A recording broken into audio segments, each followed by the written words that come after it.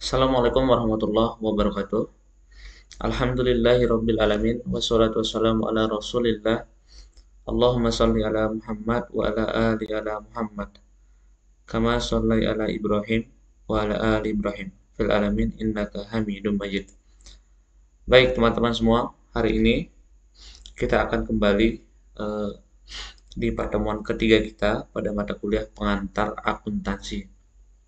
Nah, pada pertemuan yang ketiga ini kita akan mulai pelan-pelan untuk belajar bagaimana dari pertama membuat jurnal, kemudian menentukan akun-akun di dalam proses pembuatan jurnal atau biasa kita sebut sebagai chart of account. Setelah itu kita akan memposting jurnal umum ke buku besar, dan terakhir adalah kita akan belajar membuat neraca saldo secara perlahan, teman-teman ya. Nanti saya akan share format kasus di Learning, teman-teman bisa download dan kemudian print. Kita akan bahas mengenai kasus tersebut pada mentoring akuntansi ya, untuk mempermudah kita dalam proses pembelajaran. Nah, untuk di Learning ini saya hanya akan menyampaikan secara teori bagaimana siklus akuntansi pada perusahaan jasa. Nanti untuk lebih lanjut mengenai kasus kita akan bahas di mentoring ya, agar teman-teman bebas untuk bertanya nanti ketika kita dalam proses mentoring.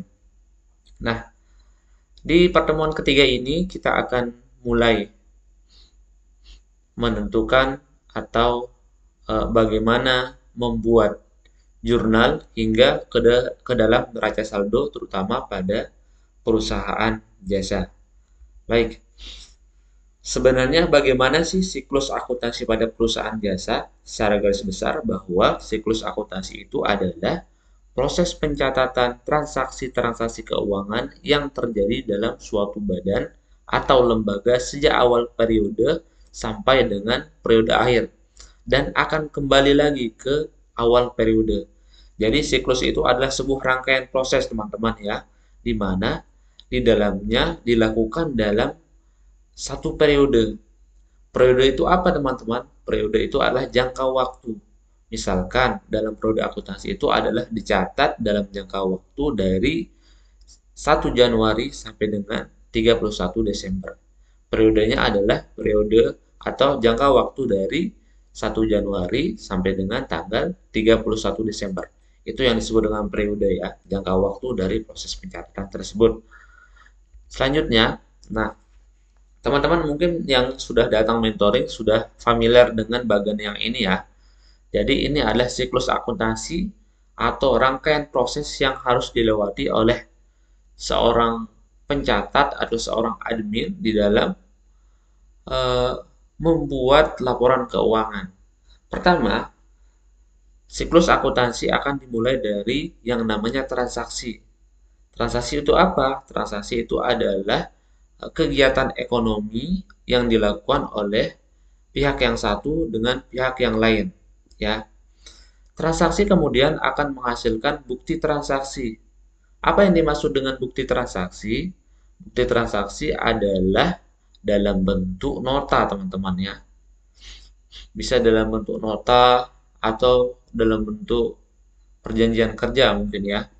Nah, nota ini akan dijadikan sebagai dasar oleh seorang admin untuk mencatat setiap transaksi yang terjadi atau setiap kegiatan ekonomi yang terjadi dalam bentuk jurnal.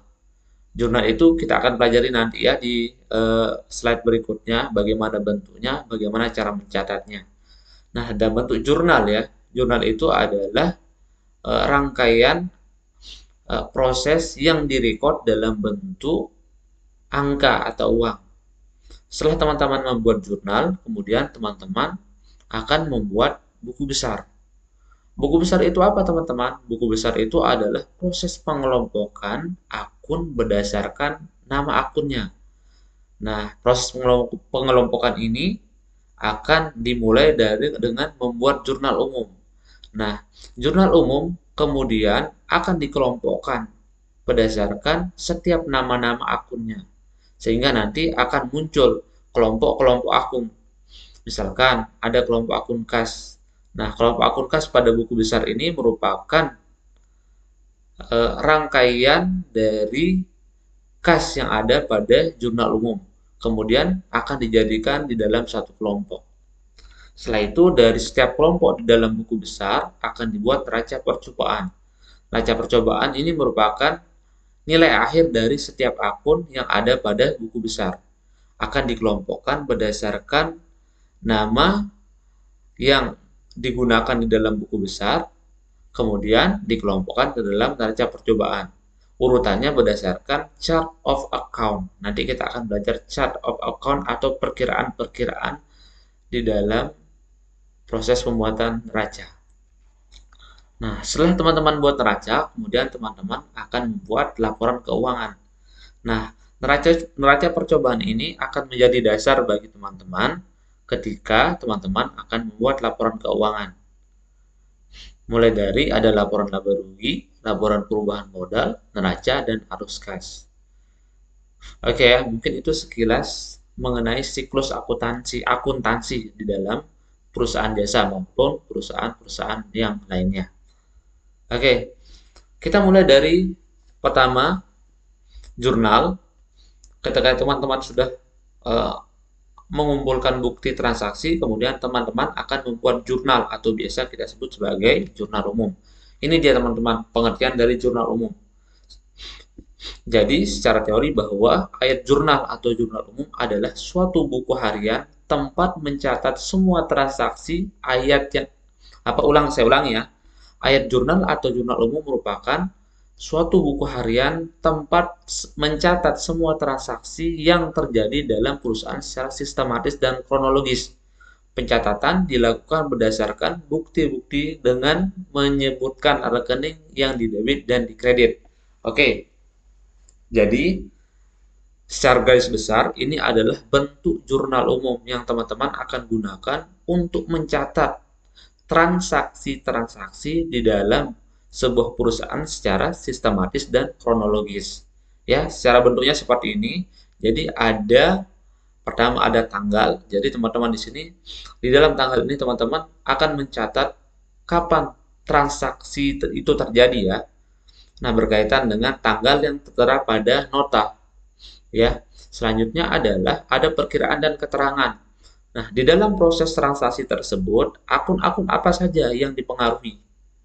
Seperti yang kita pelajari di mentoring, akun-akun apa saja yang dipengaruhi oleh transaksi tersebut? Apakah posisinya di debit maupun di kredit? Nah, di bawahnya kita akan belajar contohnya teman-teman ya. Nah, jadi bagaimana cara mendebit dan mengkredit sebuah transaksi di dalam sebuah perusahaan? Apakah itu kas atau akun-akun yang lainnya? Caranya adalah seperti yang disampaikan di mentoring kemarin, kita harus mengetahui proses dasar atau rumus dasar dari proses akuntansi tersebut, atau biasa kita sebut sebagai persamaan dasar akuntansi. Caranya bagaimana? Teman-teman harus melihat rumus yang di warna hitam ya. Rumus yang warna hitam, pertama ada aset, expense itu adalah beban, kemudian liability itu adalah pengambilan pribadi setara dengan beban. Kemudian ada liabilitas itu adalah hutang teman-teman ya. Kemudian ada owner equity atau modal si pemilik. Dan yang terakhir adalah revenues atau beban. Nah, secara garis besar saya sudah jelaskan rumus ini di mentoring teman-teman ya.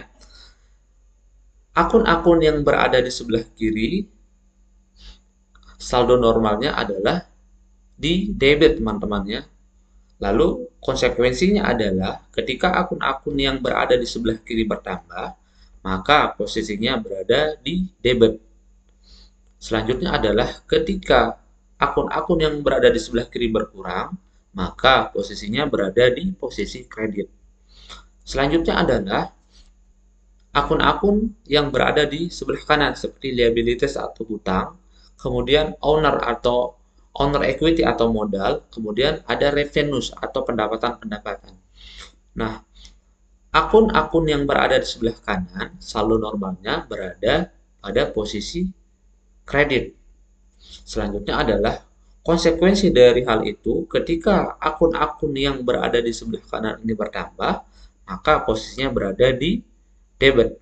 Kemudian ketika berkurang, bertambah di kredit, kemudian ketika berkurang posisinya adalah di debit. Nah, ini yang teman-teman harus pahami karena ini digunakan oleh kita semua untuk menganalisis setiap transaksi yang terjadi, di mana posisinya, akun apa saja yang dipengaruhi, kemudian saldonya di bagian yang mana. Nah, ini akan mempermudah teman-teman untuk menganalisis setiap transaksi yang terjadi. Kemudian, dengan mudah teman-teman akan mencatat transaksi tersebut ke dalam jurnal umum. Oke, kita mulai dari contoh ya. Oke, nah, kita mulai dari contoh teman-teman. Jadi, teman-teman saya harap sudah memahami konsep dasar dari persamaan dasar yang tabel warna hitam ya. Nah, itu akan mempermudah kita dalam mencatat atau menganalisis setiap transaksi yang terjadi di dalam sebuah perusahaan. Oke, contoh jurnal umum. Kita mulai dari transaksi pertama. Misalkan tanggal 1 Desember. Nyonya Lisa menginvestasikan uang pribadinya sebesar 6 juta ke perusahaannya. Oke, yang perlu teman-teman lakukan di dalam mencatat sebuah jurnal adalah menganalisis dulu dari transaksi tersebut. Pertama, kita mulai dari tanggal 1 Desember Nyonya Risa menginvestasikan uang pribadinya sebesar 6 juta. Nah, caranya bagaimana teman-teman? Teman-teman harus menentukan yang mana akun-akun dari setiap akun-akun yang dipengaruhi oleh setiap transaksi yang terjadi. Nah, di dalam kasus ini adalah ketika Nyonya Risa menginvestasikan uang pribadinya sebesar 6 juta, akun-akun apa saja yang akan dipengaruhi. Nah, kita sebagai sebuah perusahaan, ketika kita menerima investasi dari owner kita, yang akan bertambah adalah pertama akun kas, ya, akun kas teman-teman ya, atau aset, tetapi dalam bentuk kas. Nah, kemudian caranya adalah kas ketika bertambah posisinya di mana teman-teman ya. Secara garis besar, kas adalah bagian dari aset. Aset ketika bertambah posisinya berada di debit. Ya. Nilainya berapa teman-teman? Nilai yang diinvestasikan oleh Nyonya Lisa, yaitu besarnya adalah 6 juta. Nah, ini akan dicatat dalam jurnal umum di dalam saldo debit karena kas adalah bagian dari aset. Aset ketika bertambah posisinya berada di debit. Nah, selanjutnya adalah selain dari akun kas, karena kita mencatat dalam bentuk double entry system, maka ada akun yang menjadi lawan dari akun kas. Nah, secara garis besar, ketika Nyonya Risa menginvestasikan uangnya ke dalam perusahaannya, maka akan bertambah juga di posisi kredit adalah modal. Ya, modal yang disetor oleh Nyonya Risa. Modal equity ini ya, owner equity teman-teman ya. Jadi owner equity itu adalah sejumlah uang yang disetorkan oleh si pemilik perusahaan atau aset yang disetorkan oleh pemilik perusahaan. Nah, dalam kesempatan ini nama akunnya adalah modal Nyonya Risa. Owner equity gitu ya. Nilainya berapa teman-teman? Nilainya adalah 6 juta. Modal ketika bertambah posisinya berada di kredit.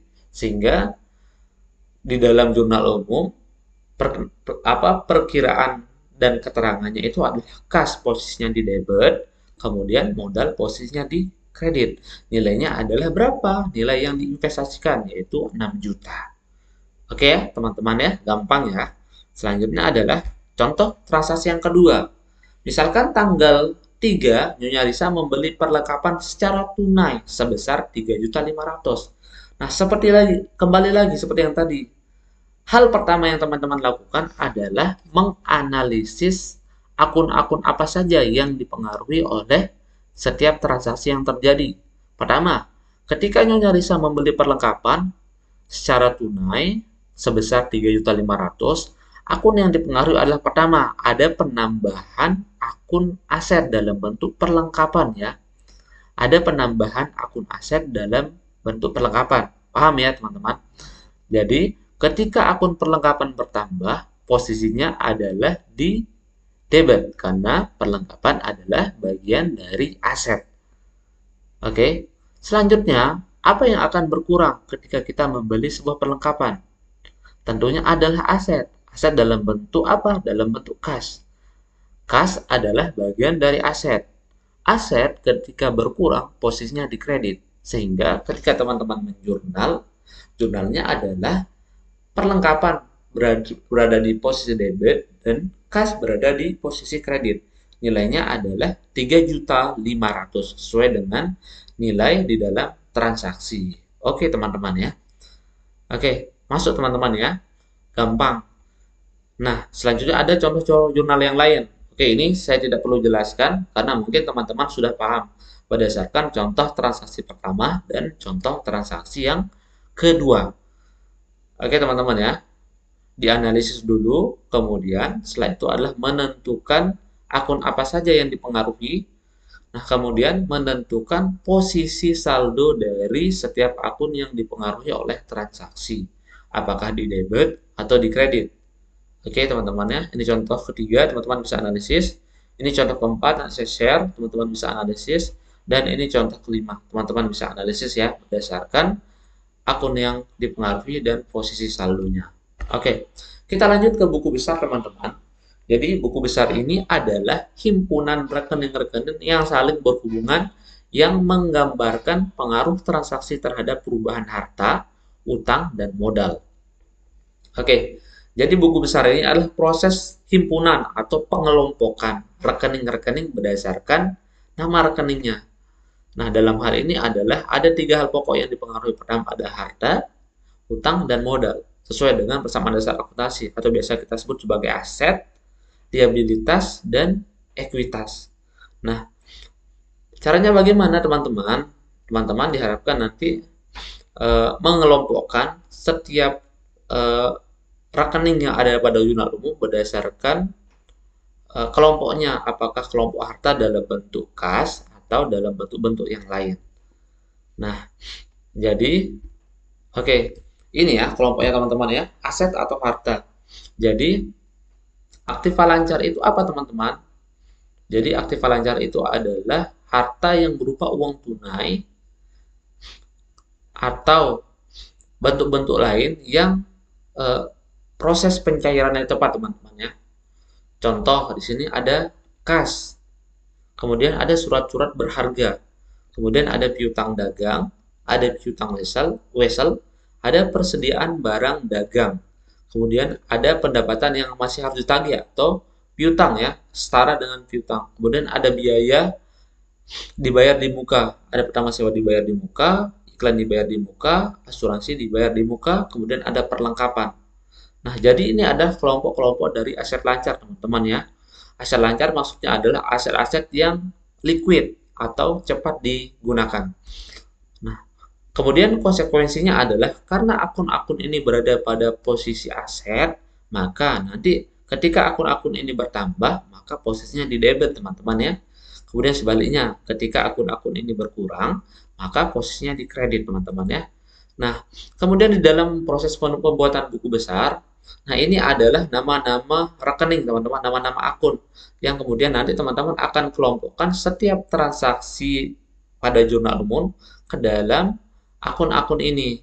Misalkan ketika terjadi penyetoran modal oleh Nyonya Risa dalam bentuk kas, nah kemudian terjadi pembelian perlengkapan, berarti ini pengeluaran kas, nanti akan dikelompokkan ke dalam buku besar teman-teman ya, direcord menjadi satu di dalam buku besar sehingga akan ketemu nilai akhir dari kas berapa.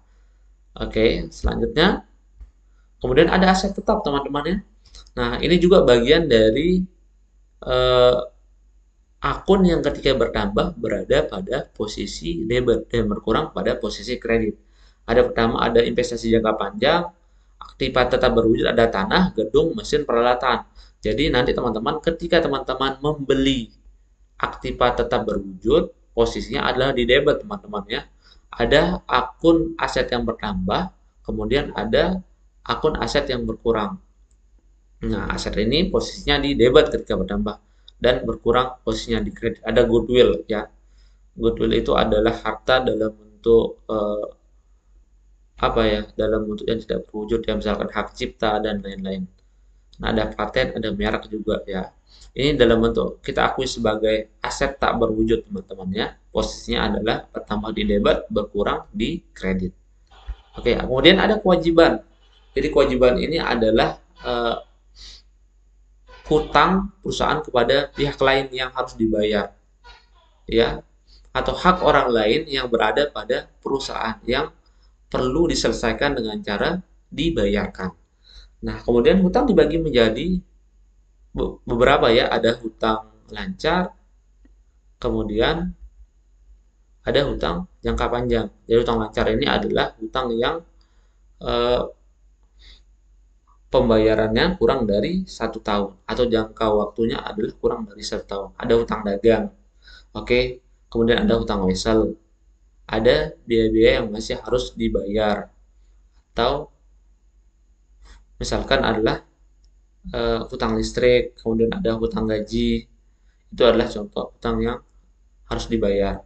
Nah, konsekuensinya apa teman-teman? Ketika akun-akun hutang lancar atau akun-akun kewajiban bertambah, maka posisinya di kredit teman-teman. Kemudian ketika berkurang, posisinya di debit. Oke? Nah, contoh nanti ketika dilakukan pembelian perlengkapan secara kredit. Nah, di dalam kondisi itu adalah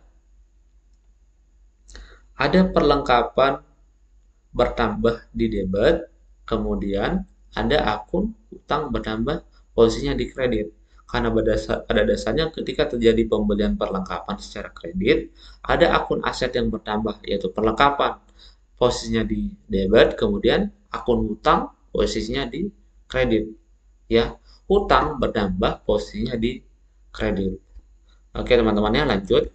Kemudian ada kewajiban atau hutang jangka panjang ya, dibagi menjadi dua, ada hutang jangka pendek, ada hutang jangka panjang. Ada hutang hipotek sama hutang obligasi. Oke, lanjut. Kemudian ada modal, pendapatan, dan beban. Nah, seperti yang sudah saya sampaikan tadi bahwa akun-akun ini juga dipengaruhi oleh setiap transaksi yang terjadi dalam proses atau siklus akuntansi ya. Nah, pertama ada modal. Modal adalah hak para pemilik perusahaan yang ditanamkan ke dalam perusahaan. Kasusnya kasus yang pertama tadi ya, ketika Nyonya Risa menginvestasikan uangnya untuk perusahaannya. Ada kas bertambah di debit dan modal bertambah di kredit. Modal adalah sebuah akun yang saldo normalnya berada pada posisi kredit. Oleh karena itu, ketika akun ini bertambah, maka posisinya di kredit dan berkurang posisinya di debit. Kemudian ada pendapatan. Pendapatan adalah penghasilan yang diperoleh perusahaan selama satu periode. Ya, pendapatan adalah penghasilan yang diperoleh perusahaan selama satu periode. Nah, ini akan dicatat oleh pemilik perusahaan dalam jangka waktu periode tertentu ya. Ada mungkin bulanan, ada 6 bulanan, kemudian ada tahunan. Nah, itu ada periode pencatatan untuk akuntansi. Nah, pendapatan ketika bertambah posisinya berada di kredit sesuai dengan persamaan dasar di tabel yang warna hitam, revenues ya, gitu. Pendapatan kasusnya adalah contohnya misalkan diterima pendapatan servis. Nah, dalam proses ini misalkan secara tunai ya, ada akun-akun yang saling mempengaruhi. Pertama, ketika diterima pendapatan servis, maka ada penambahan dalam bentuk kas. Kas adalah bagian dari aset. Aset ketika bertambah posisinya di debit. Kemudian ada penambahan pendapatan. Nah, pendapatan adalah sebuah akun yang berada di sebelah kanan pada persamaan dasar akuntansi. Ya, ketika bertambah pendapatan posisinya di kredit, kemudian ketika berkurang posisinya di debit. Oleh karena itu, ketika terjadi penerimaan pendapatan jasa servis, maka ada dua akun yang dipengaruhi, yaitu ada kas dan pendapatan. Kemudian ada beban. Beban adalah pengorbanan ekonomis yang dikeluarkan selama satu periode akuntansi. Nah, jadi beban ini misalkan dalam bentuk pengeluaran-pengeluaran seperti ada beban listrik, ada beban telepon. Nah, kasusnya adalah beban saldo normalnya berada di debit. Ketika beban bertambah, maka posisinya di debit teman-teman ya. Ketika berkurang, posisinya di kredit.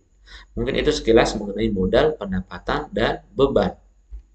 Oke, jadi ini chart of account teman-teman ya. Proses pemberian nomor akun yang bertujuan untuk mempermudah pencatatan gitu ya. Chart of account yaitu proses pemberian nomor akun yang bertujuan untuk mempermudah pencatatan. Caranya bagaimana teman-teman? Misalkan di sini contoh ada berdasarkan dari persamaan dasar, yaitu ada akun yang sebelah kiri dan sebelah kanan. Pertama ada namanya aset, kemudian ada namanya liabilitas atau utang, kemudian ada nama owner equity atau modal, kemudian ada revenues yaitu pendapatan, kemudian ada expense atau beban. Jadi chart of account ini memberikan nomor perkiraan kepada setiap akun-akun yang ada dalam siklus akuntansi. Pertama, misalkan aset. Aset nomornya adalah nomor 1. Ini menunjukkan susunan dari setiap akun di dalam neraca nanti ya. Nah, misalkan perkiraan aset pertama adalah kas. Kas nomornya adalah 101 karena nilai awal dari perkiraan aset nilainya adalah 1. Karena kas adalah bagian dari aset, maka kas diberikan nomor 101. Artinya adalah posisinya paling tinggi di dalam neraca.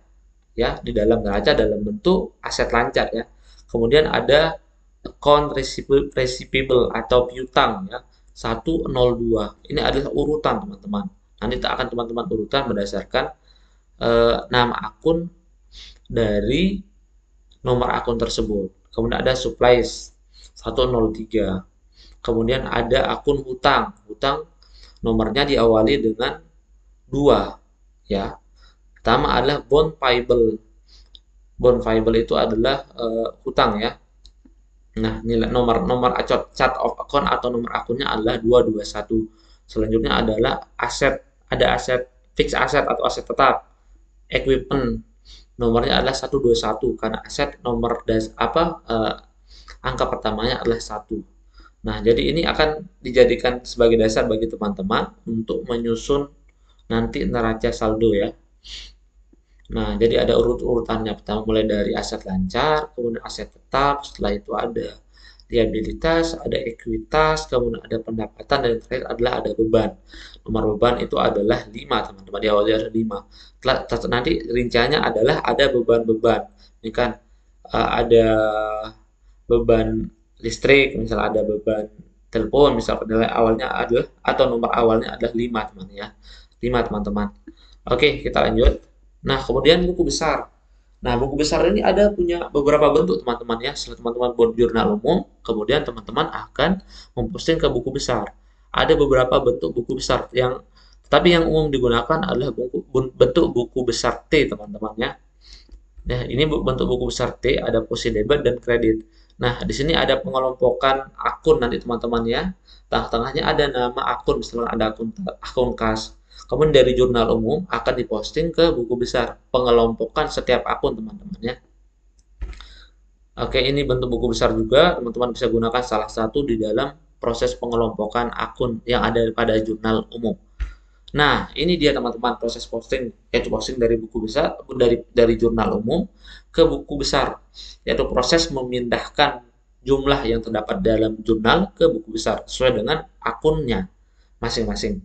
Oke, contohnya adalah dari yang jurnal yang kita buat pada contoh soal yang di atas, dari transaksi pertama sama kedua, itu kan ada pertama ketika si Nyonya Lisa menginvestasikan kasnya ke dalam perusahaan yang senilai 6 juta. Yang di atas adalah general journal atau jurnal umum. Itu adalah rangkaian jurnal yang kita buat pada transaksi pertama dan transaksi kedua. Kemudian dari proses itu kita akan memindahkan setiap angka berdasarkan nama akunnya teman-teman ya. Kita pertama dari akun kas. Nah, di dalam proses posting ini atau di dalam proses pembuatan buku besar ini, teman-teman akan melihat setiap transaksi yang terjadi di sini di dalam jurnal umum. Kemudian, teman-teman lihat pertama adalah keterangan ya, keterangan. Nah, di sini ada nama akunnya, ada kas, ada modal, kemudian Di transaksi kedua juga ada kas, ada perlengkapan, teman-teman ya. Nah, proses buku besar itu adalah mengelompokkan setiap transaksi berdasarkan nama akunnya. Misalkan di transaksi tanggal 1, ada kas yang bertambah senilai 6 juta. Pada buku besar kas, ada penambahan eh, nilai yaitu 6 juta. Nah, teman-teman lihat kembali di buku di jurnal umumnya, posisi kas berada pada posisi debit. Kemudian teman-teman tinggal mencatat bahwa kas posisinya berada di debit. Kemudian transaksi pada tanggal 3, di mana posisi kas? Nah, di sini ada pengurangan kas, teman-teman ya. Teman-teman tinggal tarik dari jurnal umum dibawa ke buku besar bahwa ada transaksi kas pada tanggal 3 Desember, nilainya adalah 350, posisinya di kredit. Teman-teman tinggal untuk melihat nilai saldo akhirnya, teman-teman tinggal mengurangi antara angka yang berada di debit yaitu nilainya 6 juta dengan angka yang ada pada posisi kredit yaitu 350, sehingga akan muncul saldo akhir kas nanti pada neraca yaitu 5.650. Nah, itu teman-teman ya. Teman-teman tinggal menarik setiap akun yang sama pada jurnal umum, kemudian membawa setiap angka tersebut ke dalam buku besar. Ya, begitupun untuk membuat buku besar yang lain. Contoh di sini ada persediaan perlengkapan ya. Supplies itu perlengkapan. Ada pembelian perlengkapan pada tanggal 3 Desember. Kemudian di dalam proses pembuatan buku besar, teman-teman hanya menarik dari jurnal umum angkanya ya. Nah, keterangannya adalah kas. Nah, di sini keterangan kas di sini bertambah karena adanya proses pembelian ya. Nah, sehingga kas bertambah posisinya di debit. Nah, angka akhir ini akan muncul nanti pada neraca awal kita teman-teman ya, setelah membuat buku besar. Oke, terima kasih. Itu mungkin sekilas penjelasan dari saya mengenai bagaimana cara membuat jurnal umum, kemudian buku besar. Setelah itu nanti kita akan belajar neraca saldo awal. Nah, teman-teman nanti eh, ketika mentoring saya akan share bentuk kasus di learning, kemudian teman-teman download dan print ya. Kalau tidak salah ada 5 lembar dan 7 lembar. Yang 5 lembar adalah bentuk soal latihan atau kasus, yang 7 lembar nanti kita akan kerjakan ketika mentoring. Nah, ini tujuannya adalah untuk mempermudah teman-teman di dalam proses pembelajaran. Mungkin itu aja di pertemuan ketiga ini. Terima kasih atas perhatiannya. Wassalamualaikum warahmatullahi wabarakatuh.